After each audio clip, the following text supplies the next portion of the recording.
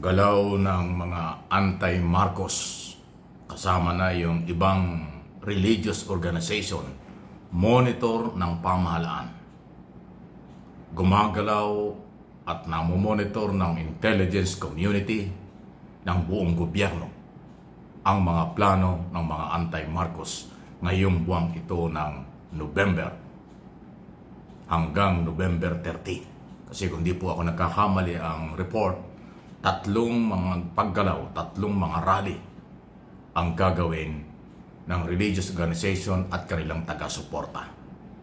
Dahil dyan, massive ang monitoring ng gobyerno at hindi po nababahala ang pamahalaan sa galaw na ito.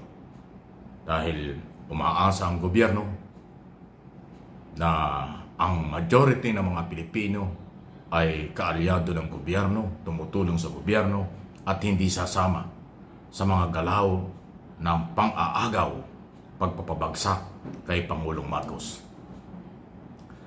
Naniniwala ang ating pamahalaan sa karapatan ng sinuman sa ilalim ng saligang batas sa freedom of expression, freedom of assembly, pero may mga limitasyon.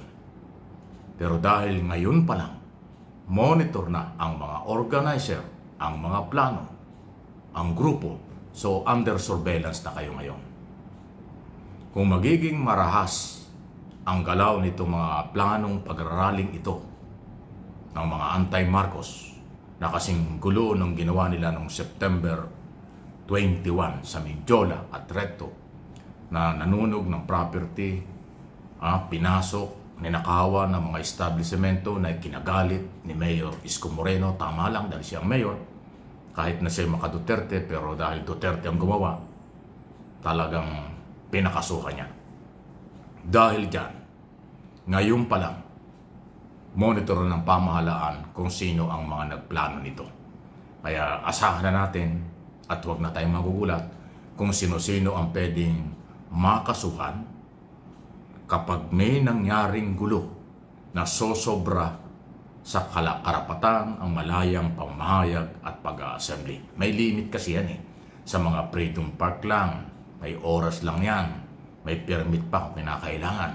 Pero yung manggugulo sa mga taong ayaw sumama sa kanila, maninira, manggugulo sa mga property kung saan nandun sa malapit sa kanilang pupuntahan, yan ay hindi papayagan.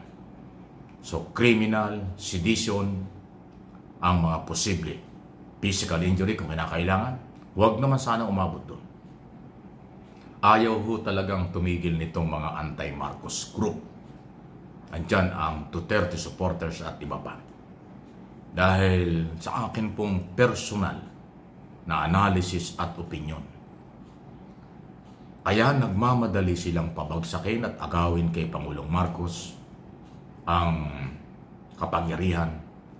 Alam din nila, ayaw lang sabihin, mahihirapan si Sara Duterte sa 2028 dahil siya ay isinasangkot sa graft in corruption. Pinakamahirap pong bagahe, pinakamahirap na issue sa kampanya ay yung korupsyon. Kasi ang korupsyon ay hindi pa ho nalilinis ni Sara Duterte sa Department of Education at Office of the Vice President. Betrayal of public trust. Public office is public trust. Hindi pa ho yan tapos.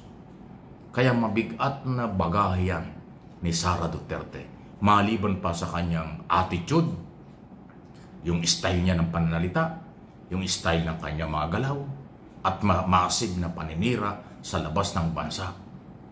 Saan man nakakita ng Vice President lalabas ng bansa para lang siraan ang Pilipinas at Pilipino. Dapat ang Vice President voluntaring tumutulong para sa development, kaunlaran ng bansa, papopromote ng magandang balita at development ng Pilipinas sa ibayong dagat. Hindi po niya ginagawa yan kahit minsan. Lahat ng kanyang mga biyahe, puro paninira kay Pangulong Marcos at sa mga Pilipino. Gamit na gamit niya ang kanyang kapangyarihan sa ganyang klaseng galaw. Yan ba yung susuportahan ng matitinong Pilipino? Hindi. Paninira sa gobyerno, pagkakasangkot sa graft and corruption, unfinished business ang isong ito, yan ay bagahing mabigat. ng kampo ni Sara. Hindi nila tatanggapin yan, lalo na po yung mga saradong isip, mababaw ang kaligayahan, naniniwala sa mga budol na galaw ng mga Duterte. Pero sa matitinong Pilipino, kitang-kita yan.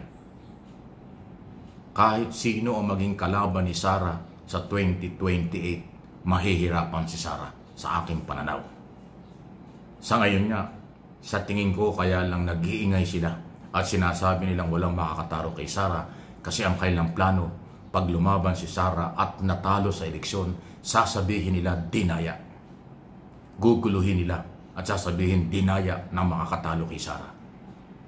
Pag matino ang kandidato, may katapatan, malinis ang record, may kakayanan, yun ang susuportahan ng international community at ng mga Pilipinong matitino. Hindi susuporta sa mga mapanirang grupo, mga personal na mga galaw. Hindi yan susuportahan. Kaya tandaan niyo ang sinasabi ko. Kinukondisyon nila ang mga Pilipino. Naantingin nila si Sara na ang susunod na presidente at pag natalo sa eleksyon, sa lehitimong pagkatalo, sasabihin, magic. Dinaya sila, kaya natalo. Yan ang main conditioning na ginagawa nila. At lahat ng ito, mga kaibigan, tandaan nyo, nababasa ito, nasusubaybayan ito ng pamahalaan.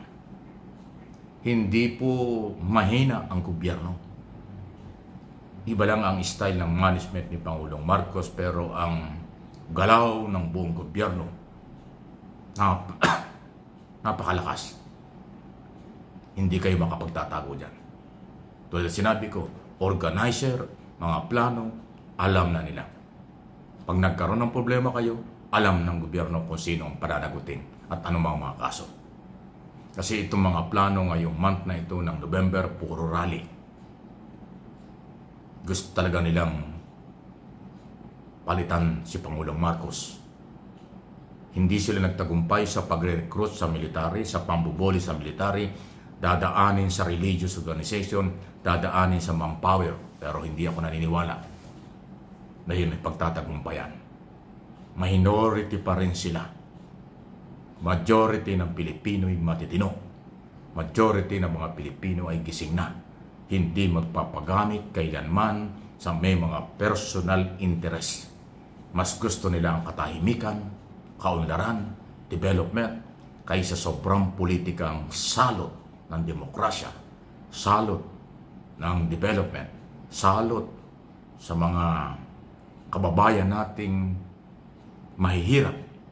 Yung kanilang kahirapan, kahinaan, ginagamit ng mga politikong may sariling interest. Yan ang nakikita natin. Sa totoo lang, walang aamin yan, magdi-deny, magagalit pa. Wala akong pakialam kung magalit kayo. May kanya-kanya tayong interpretation at pananaw. Ako paninindigan ko ang aking observation at opinion sa mga nangyayari ngayon. Maniwala, ang kasamaan kailanman hindi magtatagumpay. Ganon kasimple, pero totoo yan.